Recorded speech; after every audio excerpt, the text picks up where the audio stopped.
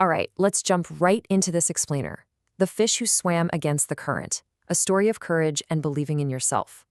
So I want you to imagine for a second that you live in a world governed by one single, unbreakable law. It's a rule pounded into your head from the moment you're born, everyone around you reinforces it, and honestly, all of history backs it up. In the story we're looking at today, that world is a massive, sprawling river. And the golden rule? It's simple. Never swim against the current. Period. It cannot be done. It has literally never been done. Just picture this dark, heavy expanse of deep blue water constantly rushing in one direction. Every single fish in this river just accepts it, resigning themselves to the path of least resistance. But, as we're about to see, rules are often just widely accepted assumptions that are basically waiting to be tested. Never is just a word. And in this story, it takes someone brave enough to challenge that word, to show just how fragile it really is. Let me introduce you to Finn. The text sets this beautiful scene of a warm, sunlit river, right? Light dancing on the water like scattered gold. And in the middle of all these colorful fish just gliding effortlessly downstream, there's Finn. He's this small blue fish, noticeably smaller than the rest, with these shimmering silver edges on his fins. But look, it's not his size that makes him stand out, it's his focus. While everyone else is looking forward, totally content to drift, Finn's eyes are always darting upstream. He's constantly staring toward these distant, glowing blue peaks, just obsessing over what actually lies at the source of it all. I mean, think about it. Life in the river is incredibly easy if you just let it carry you. Following the current is safe, it's warm. The current literally feeds you and guides you along. It asks absolutely nothing of you except to just let go. Every fish around Finn is chilling, gliding lazily, totally happy with the gentle push of the water. But swimming upstream? That's the great unknown. It is dangerous, physically brutal, and incredibly lonely.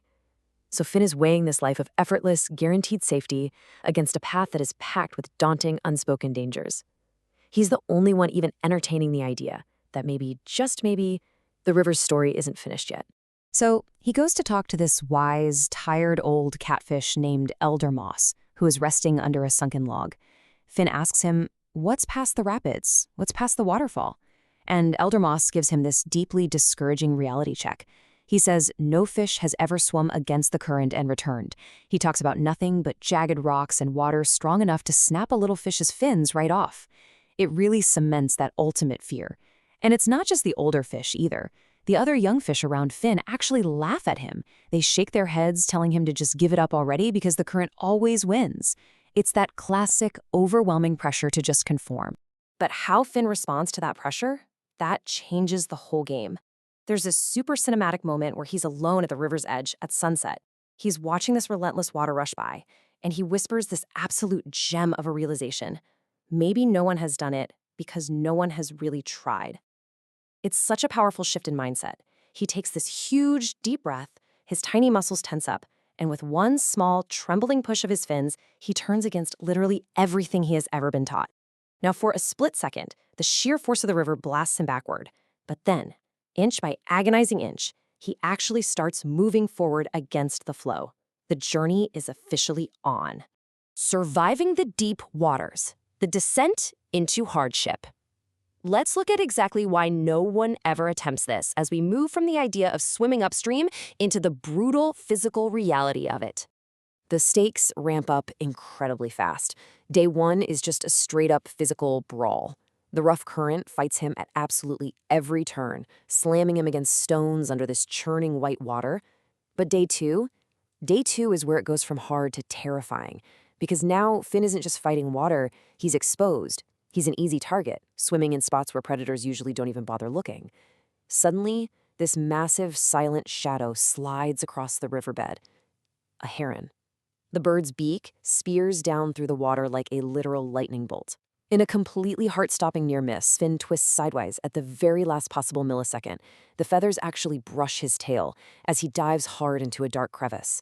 He's pressed against the rock, gills flaring, heart hammering out of his chest, waiting for the shadow to leave. And by day three, man, the adrenaline is totally gone. All that's left is this crushing, paralyzing exhaustion. Hiding out in a little eddy on the third night, Finn looks back downstream. Way off in the distance, he can see the faint, warm, golden glow of his old friends drifting farther and farther away. And he watches that glow fade completely into the black. This is where the true heavy cost of his decision really hits him.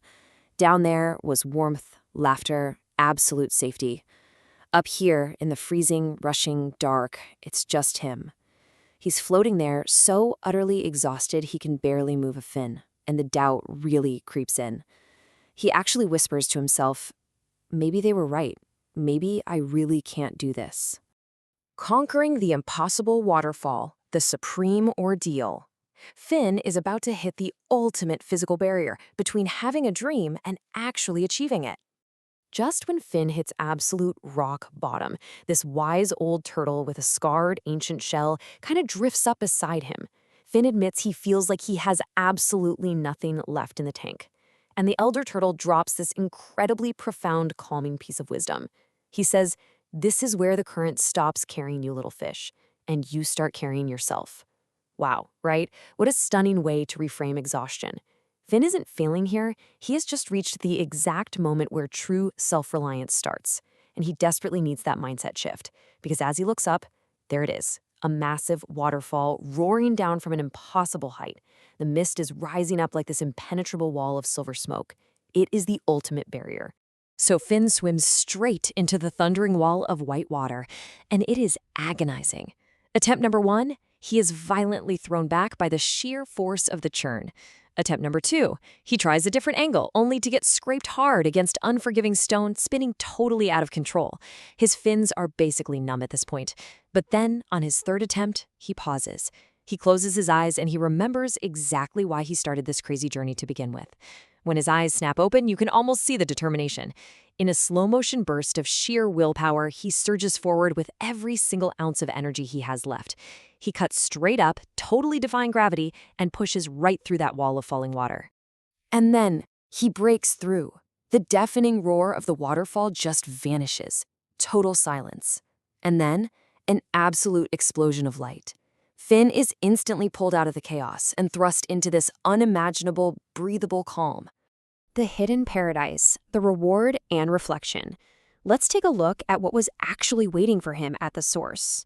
The text describes this breathtaking hidden lake, crystal clear waters glowing from within, ringed by these radiant flowers with golden sunbeams shooting through the water like pillars. It's a literal paradise, filled with colors the fish downstream couldn't even dream of. But here's the thing. The real story wasn't the paradise itself. It was the reflection. Floating there in the glassy surface, Finn catches a glimpse of himself, and he almost doesn't recognize the fish looking back. Sure, his fins are scarred from the jagged rocks and the brutal current, but his posture? Totally transformed.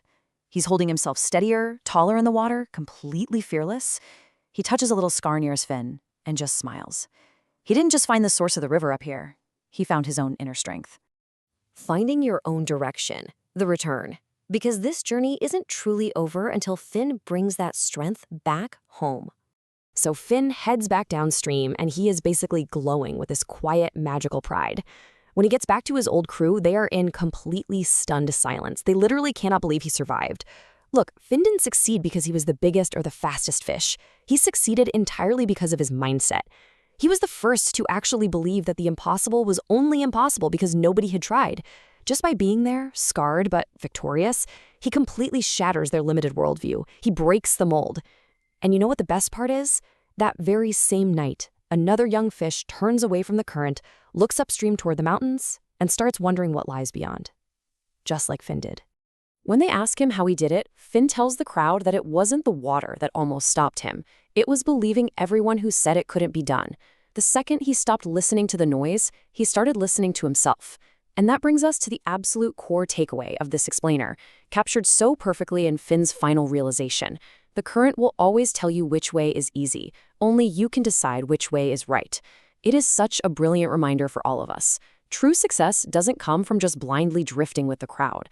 It comes from trusting yourself enough to forge your own path, especially when the whole world is telling you it's impossible.